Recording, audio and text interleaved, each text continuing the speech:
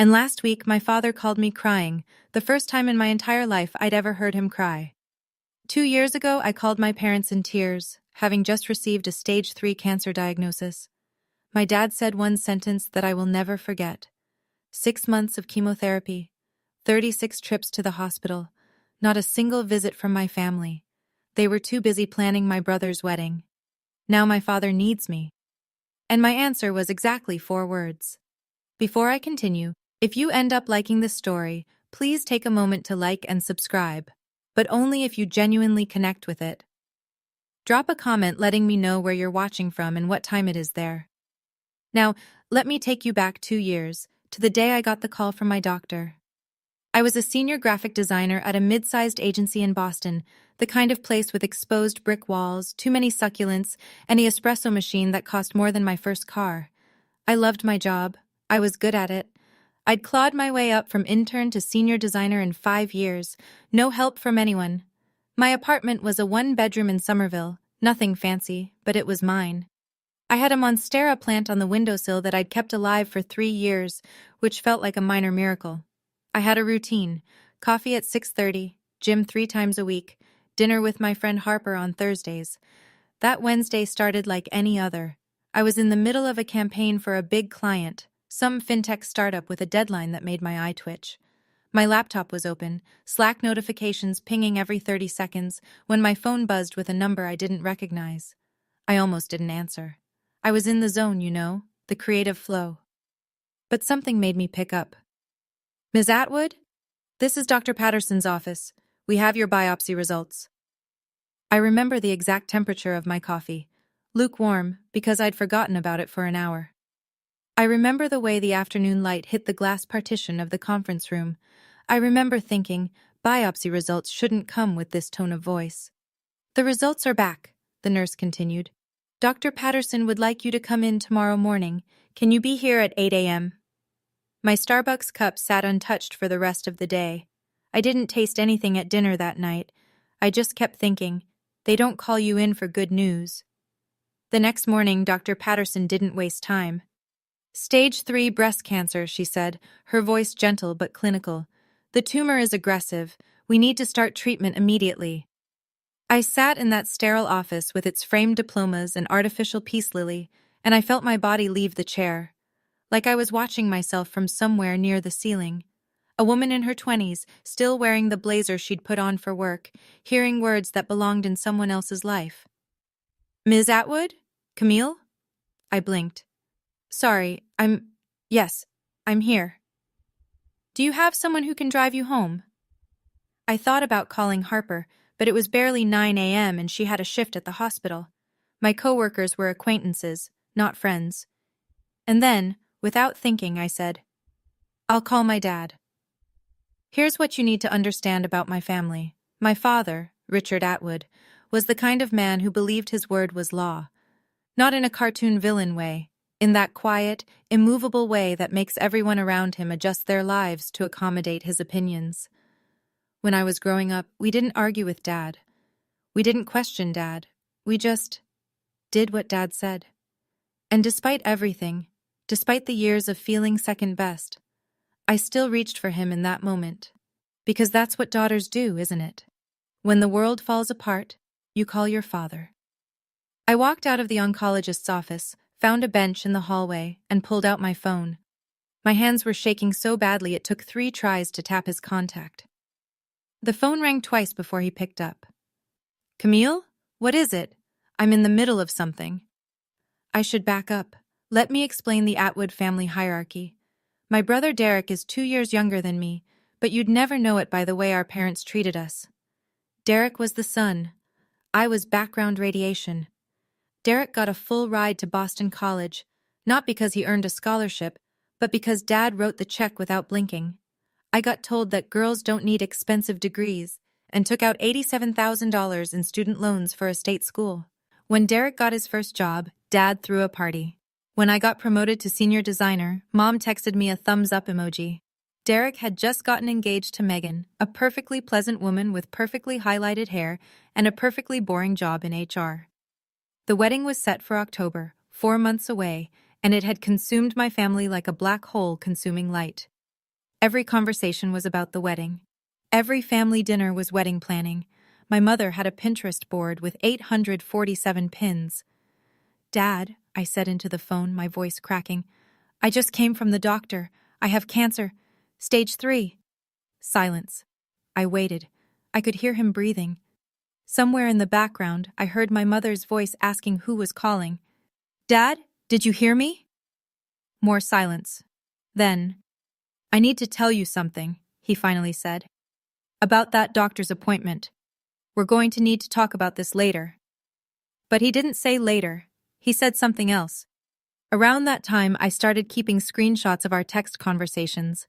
I told myself it was just to remember things. Chemo brain is real, and I was terrified of forgetting important details. But maybe part of me already knew I'd need proof someday. "Dad, I have cancer," I repeated, slower this time, like maybe he hadn't understood. "The doctor says it's stage 3.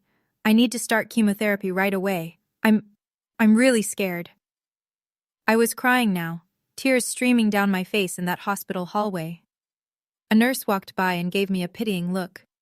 I turned toward the wall, phone pressed against my ear, waiting for my father to say the words I needed to hear. "Come home. We'll figure this out together. You're not alone." Instead, I got silence. 5 seconds, 10. Then, "Camille, listen. Your mother and we can't deal with this right now." I stopped breathing.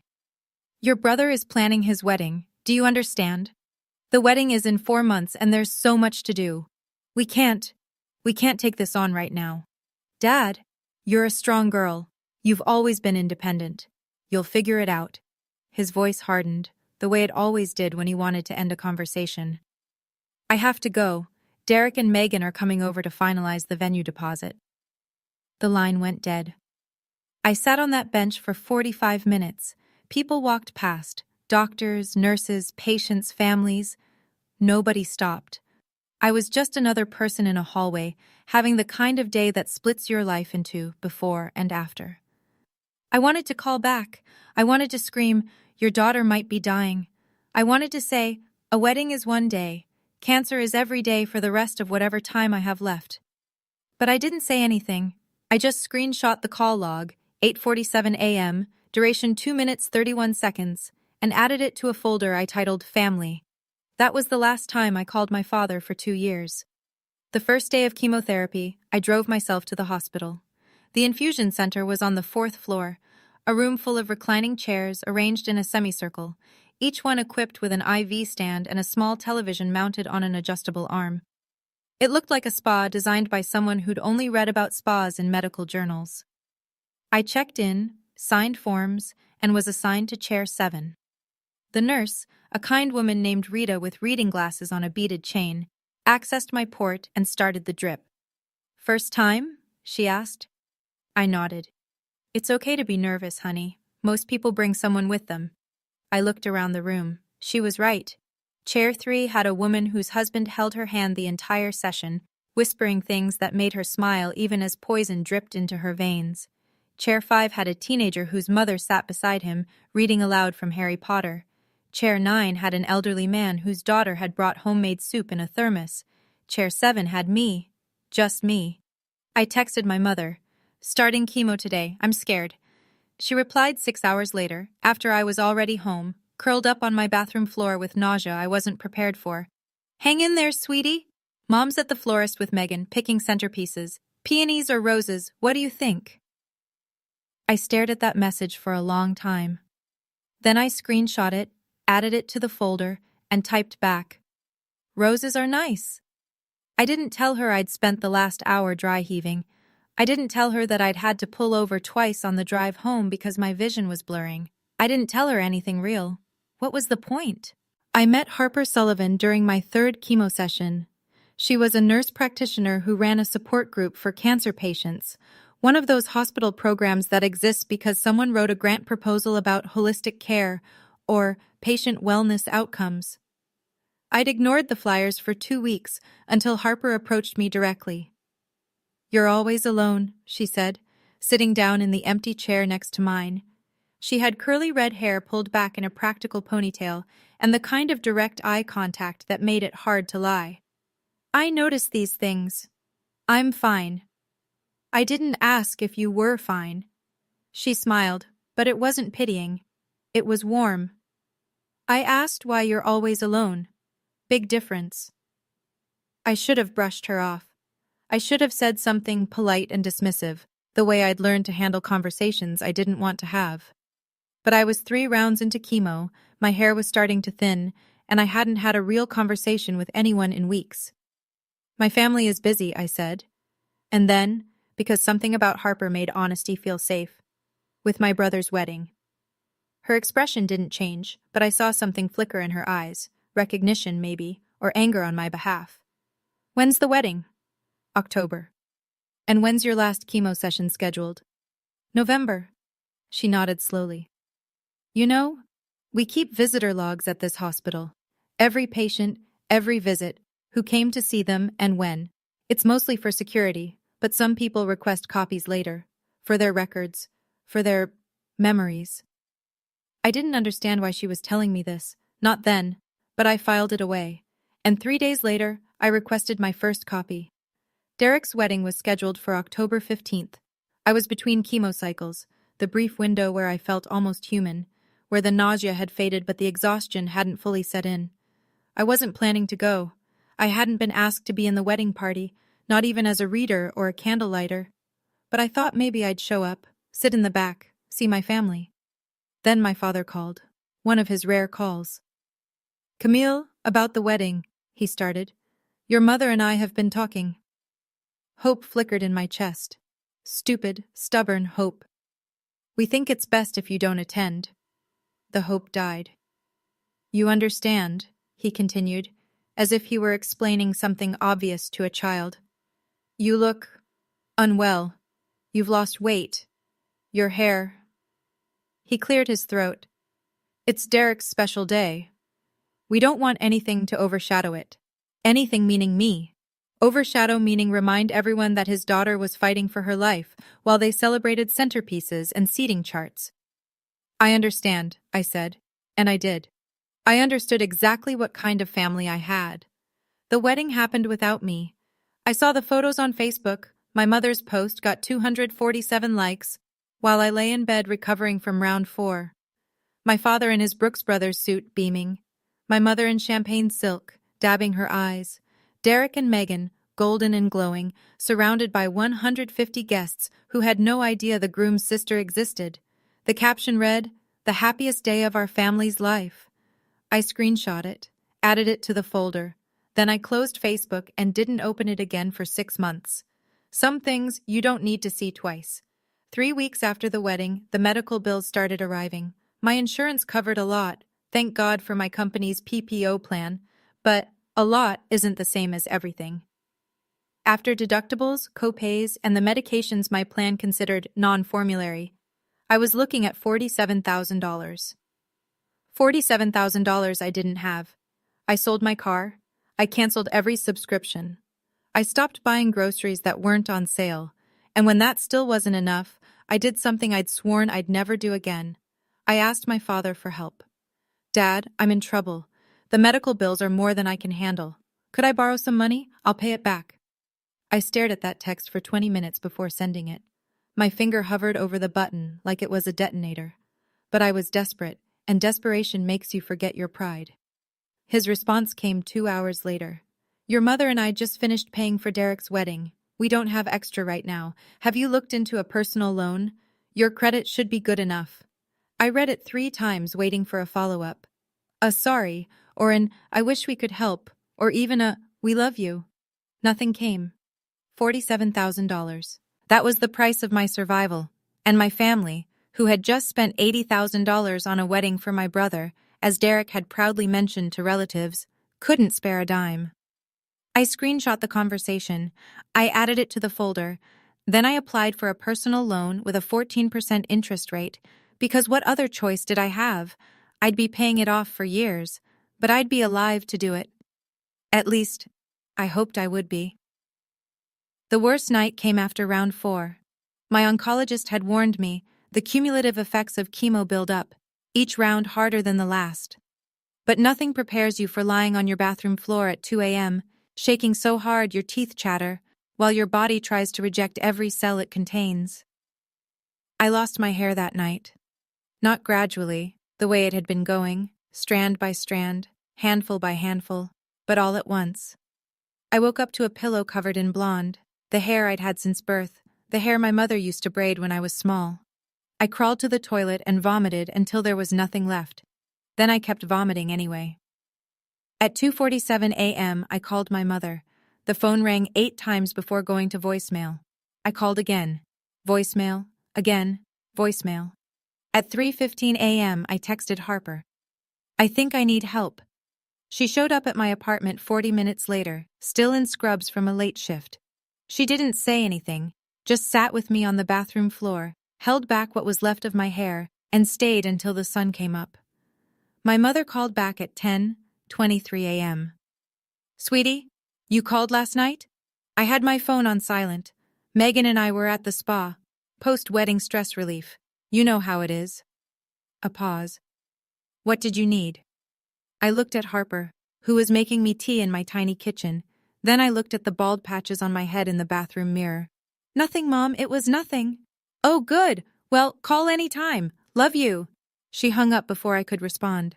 I screenshot the call log, and I understood, finally, what family meant. I know a lot of you watching might have been through something similar, abandoned by the people who were supposed to love you when you needed them most. If you're nodding right now, drop a "me too" in the comments. You're not alone. And if you're wondering what happened when my father finally needed me, keep watching. Because what comes next, I promise you won't see coming. But first, let me tell you how I survived. 2 years later, I was cancer-free. The day Dr. Patterson told me, "No evidence of disease, Camille. You did it." I walked out of her office and cried in the parking garage for an hour. Not sad tears, not even happy tears exactly. Just release. 2 years of holding my breath, and finally, I could exhale. A lot had changed in those 2 years. I'd been promoted to art director. Turns out, staring down your own mortality gives you a clarity that corporate America respects. My boss, Victor Reeves, had kept my position open during treatment, had let me work remotely when I could manage it, had never once made me feel like a burden. "You're talented," he said simply when I thanked him. Talent is worth waiting for. I'd moved too, sold my little Somerville apartment and bought a condo in Beacon Hill. Nothing huge, but it had a window that overlooked the Charles River and enough space for my monstera, which had somehow survived everything I had. I bought myself a navy cashmere scarf to celebrate my 1-year remission. It was the most expensive thing I'd ever owned that wasn't a medical bill. Harper and I were still close, closer than ever. We had dinner every Thursday just like before, but now she felt less like a friend and more like a sister. The sister I'd always wanted. My family? I hadn't seen them in 2 years. We exchanged the bare minimum, a Happy New Year text, a birthday emoji. Nothing real, nothing that mattered. I'd made peace with it, or at least, I'd made a fragile truce. I had a life now, a good life, a life I'd built myself, from the ground up. And then my father called. It was a Thursday evening. I was making dinner, salmon with roasted vegetables, because I'd learned to actually cook during chemo when I needed to control exactly what I ate, when my phone lit up with a name I hadn't seen in years. Dad. I stared at it. The salmon sizzled in the pan. The phone kept buzzing. My first instinct was to let it go to voicemail, the way I'd learned to let a lot of things go.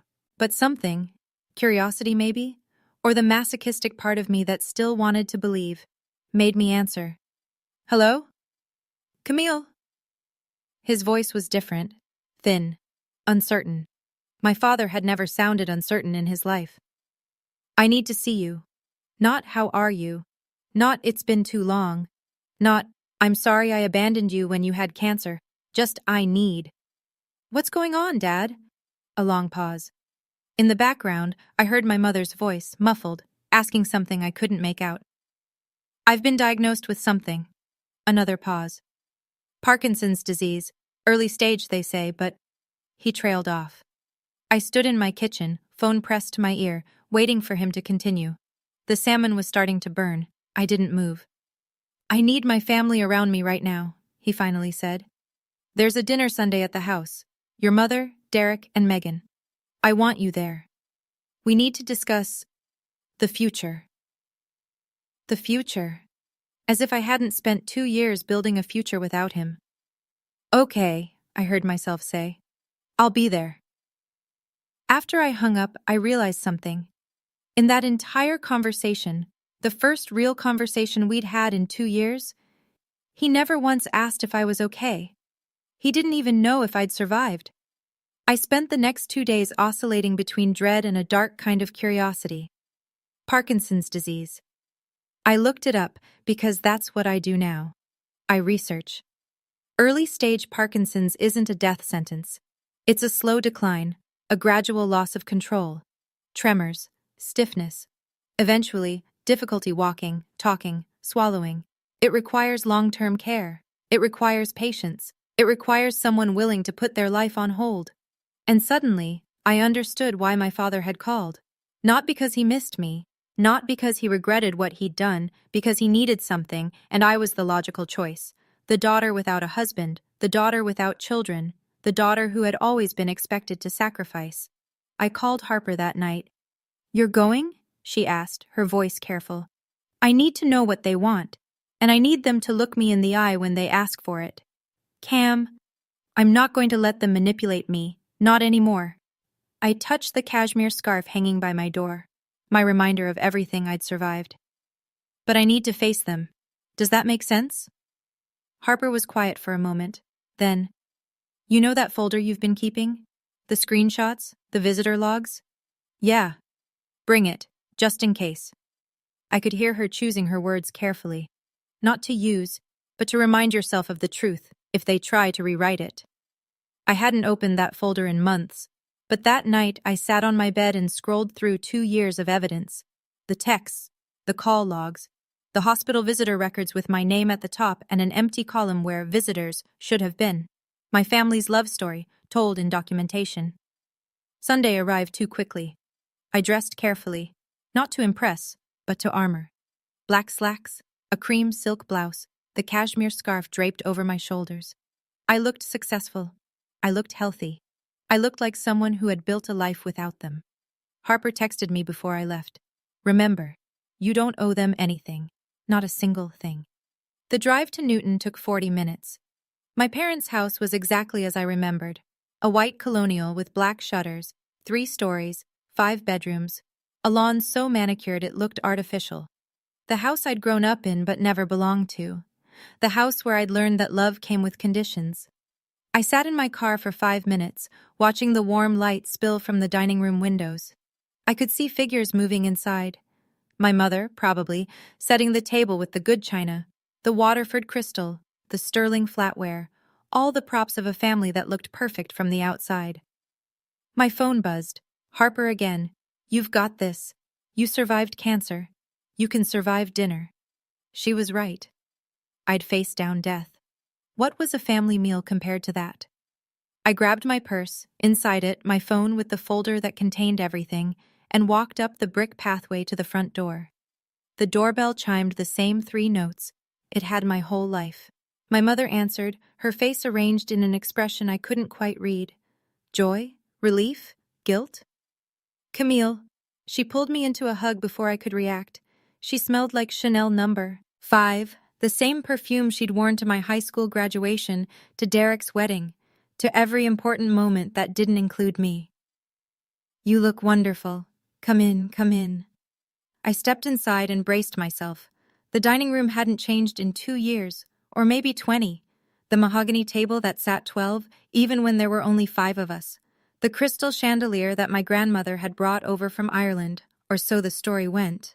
The family photos on the wall, arranged chronologically, stopping abruptly around my 18th birthday. I noticed that detail for the first time. The photo timeline. There was Derek's college graduation, Derek's engagement party, Derek's wedding. But me? I was frozen at 18, awkward in a prom dress, smiling at a camera that didn't care. "Camille!" Derek stood from his seat, ever the golden boy, approaching me with arms spread wide. Behind him, Megan remained seated, one hand resting on her belly.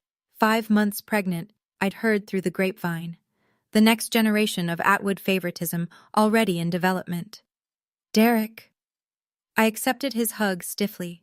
He felt bulkier than I remembered, the softness of a man who didn't have to fight for anything. You look great, really great. His eyes flicked to my hair, grown back finally, though shorter than before. He had the decency not to mention it. And then I saw my father. He sat at the head of the table where he'd always sat, but something was different. He looked smaller, older. His left hand trembled slightly against the white tablecloth, a tremor he was trying to hide but couldn't. His eyes, when they met mine, held something I'd never seen before. Fear. Sit down, Camille. His voice was still commanding, but frayed at the edges. We have a lot to discuss. I took the seat across from Derek, my back straight, my purse beside me on the floor. Inside it, my phone waited. The trap was set. I just wasn't sure yet who it was set for. My mother served dinner, rack of lamb, roasted potatoes, green beans almondine, the same meal she made for every important family gathering. We ate in near silence, the scrape of silverware against china filling the void where conversation should have been. When the plates were cleared, my father stood, or tried to. His legs seemed to resist him, and he gripped the table edge for support before finding his footing. I'll get right to it, he said, his voice carrying the authority of a man who had spent 62 years never being questioned. You all know about my diagnosis, Parkinson's, early stage, but it's going to progress. The doctors say I'll need assistance, long term. He let that hang in the air. My mother looked at her hands. Derek shifted in his seat. Megan rubbed her belly. We've discussed it as a family. When, I thought, when was this discussed without me? And we believe the best arrangement is for someone to move back home, to help with my care. His eyes landed on me. Camille, you're the obvious choice. I felt the word obvious like a slap. Not best, not preferred, obvious. The leftover child, the one without a husband, without children, without anything important enough to prevent her from being useful. You work from home mostly, don't you? He continued. You don't have a family of your own? I've already had your old room prepared. It's time you came back and contributed to this family. Contributed. As if I'd been lounging around doing nothing while they ignored my cancer. As if the only thing I had to offer was servitude. Derek nodded, not meeting my eyes. It makes sense, Cam. I've got the baby coming, the job. You understand? I looked at my father, his trembling hand, his expectant face, and I smiled. You have a responsibility to this family, Camille. My mother's voice, soft but insistent. The voice she used when she wanted something but was too proper to demand it outright. Your father needs you. I've been working 60-hour weeks, Derek added, leaning back in his chair with the confidence of someone who's never had to justify his existence. And with the baby coming, Megan's going to need my support. I can't be in 2 places at once. I noticed he said Megan's going to need support. Not that he wanted to be there, just that Megan would need him. A convenient excuse. Megan herself stayed silent, her hand still on her belly, but her eyes were on me. There was something there, not sympathy exactly, but recognition, like she was watching a play she'd seen before and knew how it ended. Think about what you're asking, I said quietly. We're not asking. My father's voice hardened. We're telling you what needs to happen. You're the daughter. This is what daughters do. This is what daughters do. The words hung in the air like smoke. I felt my pulse quicken, felt the old familiar pressure to comply, to accommodate, to make myself small so everyone else could be comfortable. But that Camille was dead. She had died on a bathroom floor 2 years ago, alone, with a phone full of ignored messages and a family that couldn't be bothered to show up. Before I answer, I said, my voice steady despite the pounding in my chest, I want to ask you something, Dad. He looked surprised. People didn't ask Richard Atwood questions, they just answered his. When was the last time you asked how I was doing? Silence. When was the last time, I continued, you asked if I was even still alive? The silence stretched. My mother's smile had frozen. Derek was suddenly very interested in his water glass. Even Megan leaned back slightly, as if distancing herself from whatever was about to happen. "What are you talking about?" my father asked, but his voice had lost some of its edge. "I'm asking a simple question. You say I have a responsibility to this family. But when I was sick, really sick, fighting for my life sick, where was this family?" "Camille, that's not," my mother started. "No, I want an answer." I kept my voice calm. I'd spent 2 years learning how to stay calm when everything inside me was screaming. "Dad, do you even know if I'm still in remission? Do you know what my last scan showed? Do you know anything about my health at all?" Another silence. This one sharper. "You're sitting here," I continued, "looking perfectly healthy to me. Am I wrong?" My father's face shifted. Confusion first, then the beginning of something darker. "What do you mean, perfectly healthy? You said you had cancer, Dad. I had stage 3 cancer." I let the word land. I went through 6 months of chemotherapy. I lost my hair. I lost 15 pounds. I spent $47,000 out of pocket because you told me you couldn't help. My father's mouth opened and closed. For the first time in my life, I saw him speechless.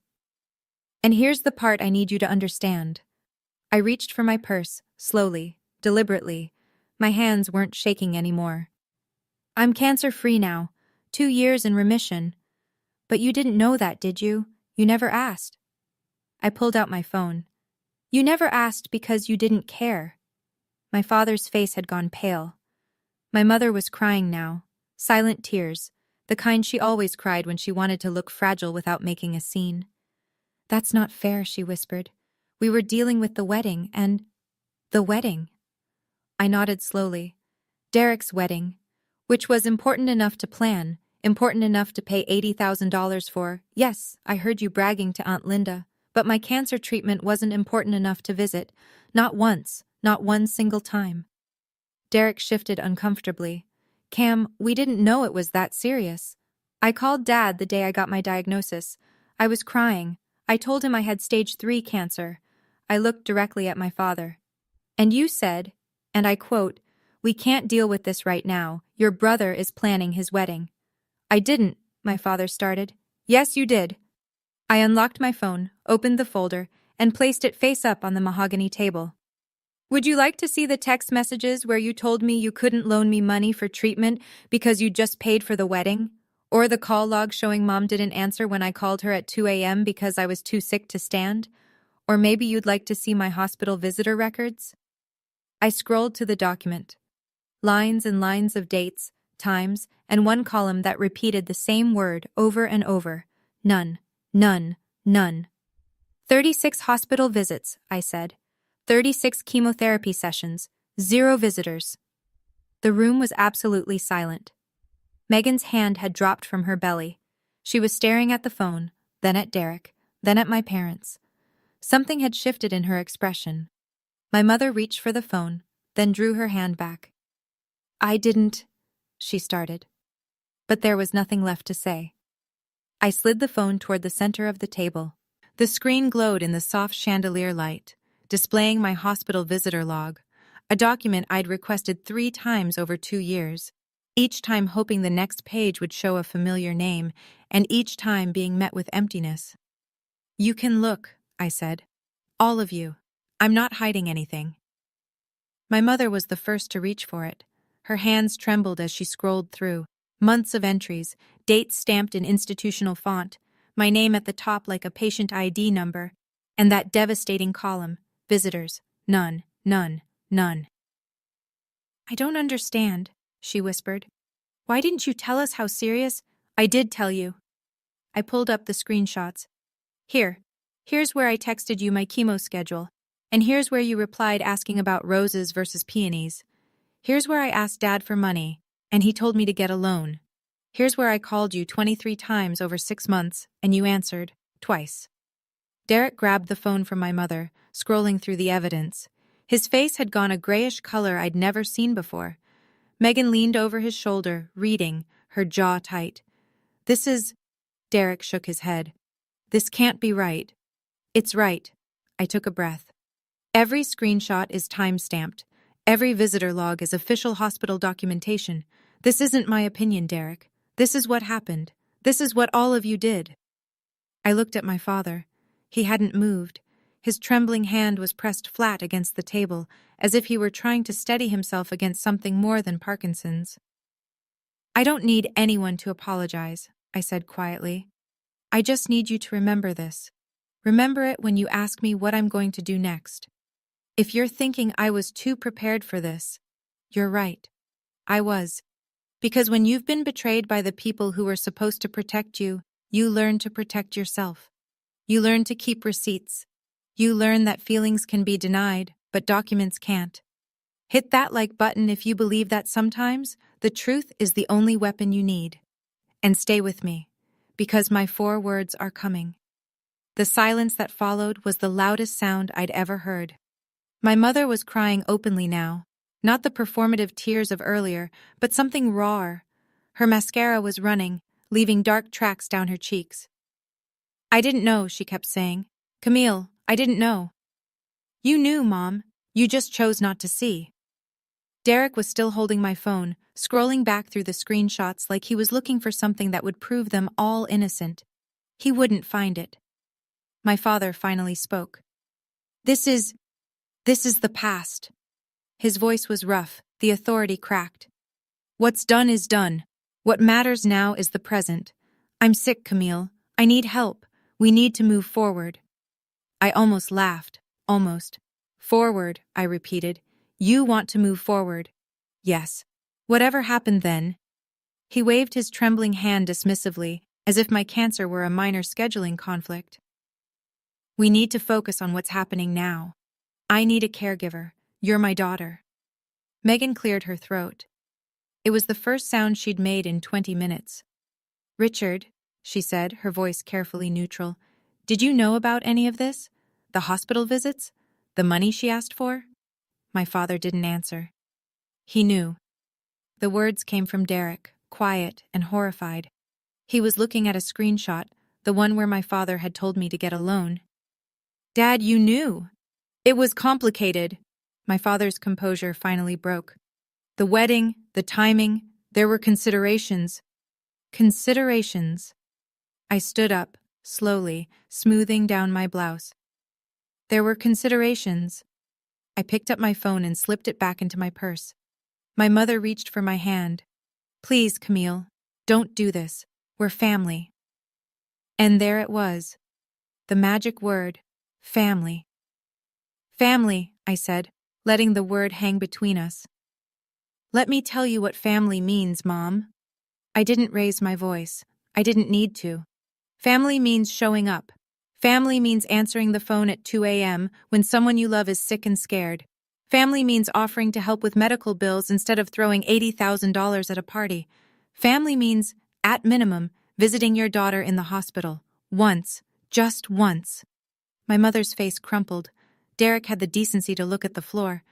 I spent 6 months fighting for my life, I continued. 6 months of poison dripping into my veins. 6 months of vomiting and hair loss and terror. And where was my family? I looked at each of them in turn. Planning seating charts, tasting wedding cakes, picking out flowers. Camille, my father tried. No. The word came out sharp enough to cut. You don't get to Camille me anymore. I am not your backup plan. I am not the consolation prize. I am not the daughter you call when you need something and ignore when you don't. I grabbed my purse, my scarf, my dignity. You have a son, I said to my father. A son you paid $80,000 for his wedding. A son you've never asked to sacrifice anything. Why don't you ask him to be your caregiver? Derek's head snapped up. I can't. I have responsibilities. So did I. I met his eyes. I had a job. I had a life. I had cancer. And I handled all of it alone because you were all too busy. I started toward the door, my heels clicking against the hardwood floors. Behind me, I heard my father's voice, broken in a way I'd never heard it before. Camille, please, I'm begging you. I stopped, turned. My father was crying. I'd never seen him cry before. Not when his mother died. Not when Derek broke his collarbone falling off a bike. Not once in 30 years. But now, Tears were streaming down his face, his trembling hand wiping at them ineffectually. "I'm sorry," he choked out. "I know I handled it wrong. But I'm scared, Camille. I'm scared of what's coming. I need you. Please, you're my daughter." For a moment, one brief, treacherous moment, I felt the old pull, the desperate need to be loved, to be wanted, to be enough. The little girl inside me who had spent her whole life trying to earn her father's approval. But that little girl had grown up. She had survived cancer alone. She had rebuilt her life from nothing. She didn't need Richard Atwood's approval anymore. "Dad," I said, my voice steady and clear, "I hear you, and I understand that you're scared. But there's something I need you to hear." I took one step closer, close enough that he could see my face clearly, close enough that there would be no misunderstanding. 2 years ago, I called you crying. I told you I had cancer. I told you I was terrified. And you know what you said to me? He didn't answer. He didn't need to. You said, "We can't deal with this right now." I let the words settle over the room like snow. "So here's my answer, Dad." I smiled, not bitter, not angry, just peaceful. "I can't deal with this right now." 4 words, the exact same words he'd said to me. My mother gasped. Derek's jaw dropped. My father stared at me, tears still falling, as the full weight of what I'd said hit him. I turned and walked out the door. I didn't run. I walked, past the family photos that didn't include me, past the crystal chandelier and the mahogany furniture and all the expensive props of a family that looked perfect from the outside. Past my mother, who reached for me and then dropped her hand when I didn't slow down. "Camille!" Derek called from behind me. "Camille! Wait!" I didn't wait. I opened the front door, stepped onto the brick pathway, and kept walking. The cool evening air hit my face like relief. My car was where I'd left it, still parked in the driveway, waiting. Behind me, I heard the door open again, footsteps on the pathway. My mother's voice, high and desperate. "Please don't do this. We're your family. We love you." I stopped at my car door and turned. "Mom," I said gently, "family doesn't leave you alone to die. And love isn't something you only offer when you need something in return." Her face crumpled. For a moment I felt something. Not guilt exactly, but a kind of grief. For the mother she could have been. For the relationship we might have had if things were different. "Goodbye, Mom." I got in my car, started the engine, adjusted my mirrors. In the rear view I could see them. My mother standing on the pathway crying. My father in the doorway supported by Derek. Megan behind them all, her hand on her belly, watching me go with an expression I couldn't read. I pulled out of the driveway, onto the tree-lined street, and I didn't look back. Not once. The cashmere scarf was soft against my neck. The road ahead was clear. And for the first time in 30 years, I felt like I could breathe. I was finally free. 1 week later, my mother called. I answered, not because I owed her anything, but because I was curious. And maybe, just maybe, because some habits die harder than others. "Camille," her voice was tired, older than I remembered. "I wanted you to know what's happening here." "Okay." "Derek has had to take a leave of absence from work." She paused. "Your father. His condition is progressing faster than they thought. He needs daily assistance now. Meals, medication reminders, help getting dressed." I listened without commenting. "Derek is doing it. He didn't have a choice. With Megan pregnant, they couldn't afford a full-time caregiver, and your father refused to consider a nursing home." Another pause. "Derek missed an important project. His supervisor wasn't happy. There's talk that he might be passed over for the promotion he was expecting." I thought about Derek, golden boy Derek, who had never been asked to sacrifice anything. Derek, who had an $80,000 wedding paid for while I took out loans for chemo. Derek, who had sat at that table and nodded along when our father demanded I give up my life. "I'm sorry to hear that," I said. And I meant it. Not for Derek, but for the situation. For the inevitable collision between expectation and reality. Megan is stressed, my mother continued. She didn't sign up for this. They're fighting constantly. She says. She stopped herself. She says what? A long sigh. She says she's starting to understand why you left. I let that sit for a moment. Megan, the quiet observer who had watched everything from the sidelines, was starting to see. Thanks for telling me, Mom. Will you come back? To help? No, I said, but I hope Derek figures it out. I hung up. 3 weeks after the dinner, I received a text from my mother. Just one message, but it was different from anything she'd sent before. Camille, I've been thinking a lot. I owe you an apology. A real one, not an excuse. I should have protected you when you were sick. I should have stood up to your father. I should have been there. I wasn't, and I have to live with that. I'm not asking you to forgive me. I'm not asking for anything. I just needed you to know that I see it now. I see what we did. And I'm sorry. I read it 3 times. This was new. My mother had never taken individual responsibility for anything in her life. She existed in the passive voice. Things happened, situations developed, mistakes were made. But here she was, saying, I should have. I wasn't. I'm sorry. I didn't respond right away. I sat with it for 2 days, turning it over in my mind like a stone in my hand. On the 3rd day, I wrote back, I appreciate you saying that. I'm not ready to talk yet, but I hear you. Her response came almost immediately. That's okay. Whenever you're ready, or never. Whatever you need. Whatever you need. 4 words. Completely different from the 4 words I'd been given 2 years ago. I showed the messages to Harper over dinner that Thursday. She read them carefully, then looked up at me. How do you feel? I don't know, I admitted. Maybe a little hopeful, but cautious, very cautious. That's healthy. She reached across the table and squeezed my hand. You don't owe her forgiveness, Cam, but you're allowed to accept an apology too. I know. I smiled. I'm learning. The letter arrived 2 weeks later. It was handwritten, shaky, uneven, the penmanship of a man whose hands no longer obeyed him. The envelope had my name spelled out in careful, trembling letters, Camille Atwood. I almost didn't open it. I carried it around in my purse for 3 days, taking it out occasionally and putting it back, until Harper finally said, Just read it. The anticipation is worse than whatever's inside. She was right. I opened it on a Thursday evening, sitting alone in my apartment with a glass of wine and my Monstera plant as a witness. Dear Camille, I am not good at this.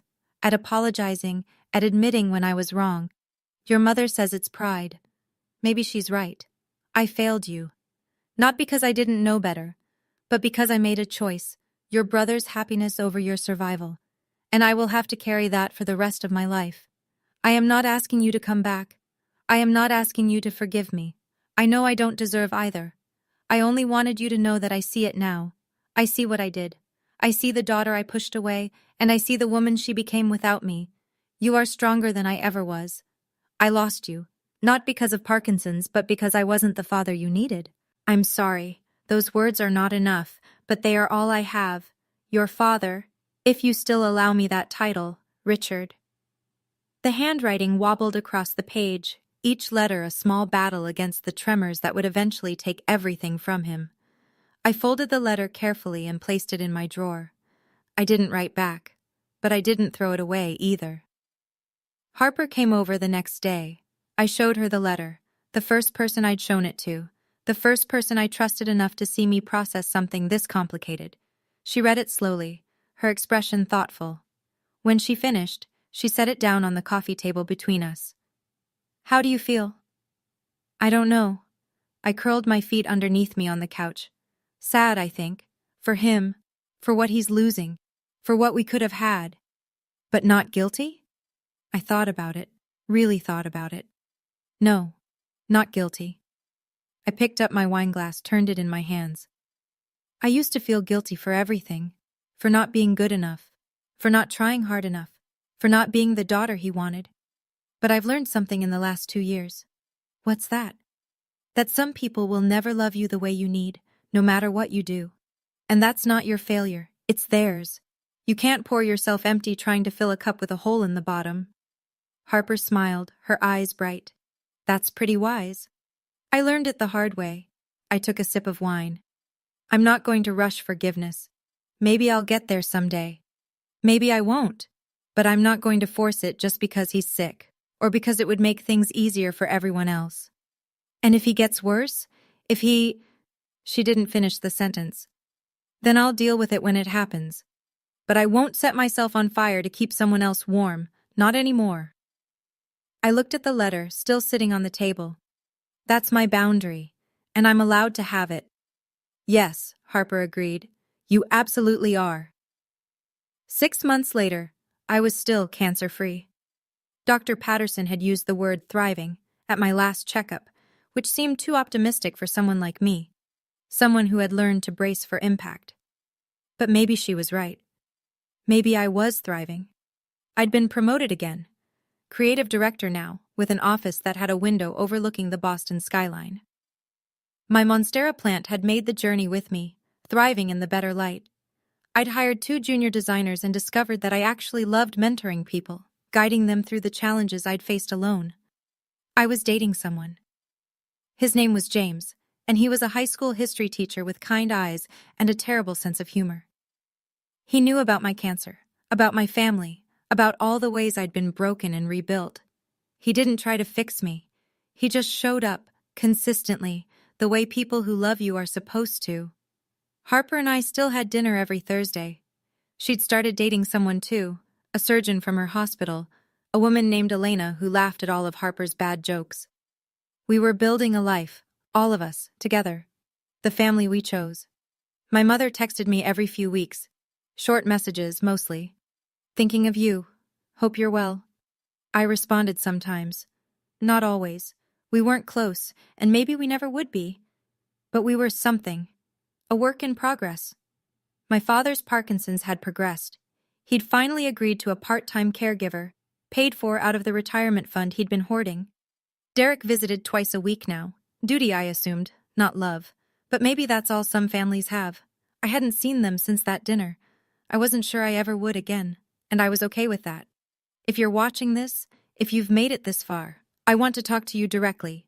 Maybe you're in the position I was 2 years ago.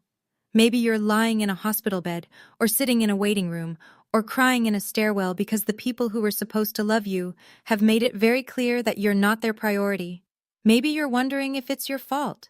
If you were different, better, easier, less needy, they would show up for you. I spent 28 years believing that. And then I got cancer and I learned the truth. Some people will not show up no matter what you do. You could be dying, literally dying, and they would still find something more important. That's not a reflection of your worth. That's a reflection of theirs. Here's what I want you to know. You are allowed to set boundaries. You are allowed to protect yourself. You are allowed to say no to people who only reach out when they need something. You are allowed to build a family out of the people who actually love you, even if they don't share your blood. Forgiveness is a process, not a performance. You don't have to forgive on anyone's timeline but your own. And if you never forgive, that's your right too. Nobody gets to tell you how to heal. Those 4 words I said to my father, I can't deal with this right now. They weren't revenge. They were a mirror. I held up his own words and let him see what they felt like. Sometimes that's the most powerful thing you can do, tell the truth. And sometimes the truth sets you free. I'm sitting in a coffee shop as I finish this story. My favorite spot, the one with the good lattes and the big windows overlooking the street. It's a Thursday afternoon. Harper will be here in an hour for our weekly dinner. My phone is in my pocket. Inside it, there's still a folder called Family. All those screenshots and visitor logs and evidence of the worst time in my life.